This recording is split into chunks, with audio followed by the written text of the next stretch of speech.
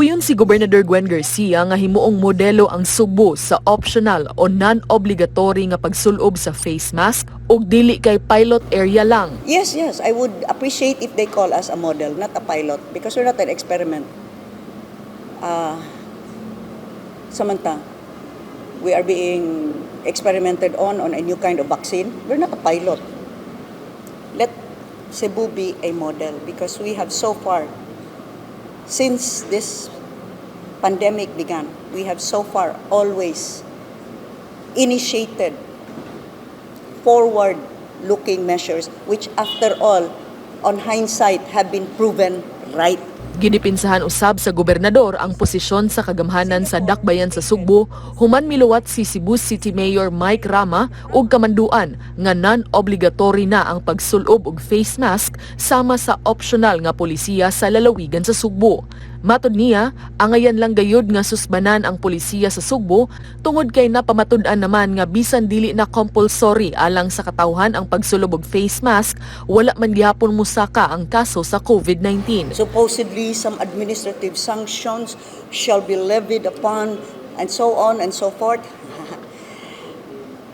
We went through this before. Remember when I issued EO 16? And you were referring to certain laws that supposedly gave you that mandate, and we pointed out that fatal defect in the executive order that created the IATF EID or IED. The Department of Health or the Secretary of Health must consult its local counterpart right here in the local government unit. In the IATF, there is no representation whatsoever by the LGU. The wheels of government are not centered on the Department of Health alone. And it's time that we move on. The economy has been devastated for too long because of the restrictive policies that have been crafted by those who have not seen the actual situation right here on the ground. What is reality on the ground?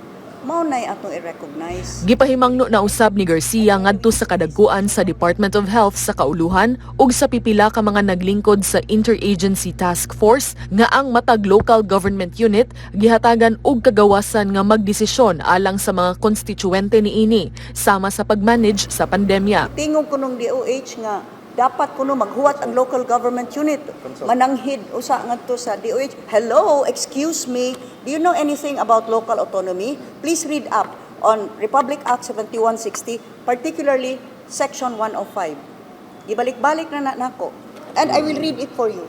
In cases of epidemics, pestilence, and other widespread public health dangers, the Secretary of Health may, upon the direction of the President and in consultation with the local government unit concerned, temporarily assume direct supervision and control over health operations in any local government unit for the duration of the emergency, but in no case exceeding a cumulative period of 6 months. So even if mo insist siya state of emergency gihapon, you cannot extend beyond 6 months.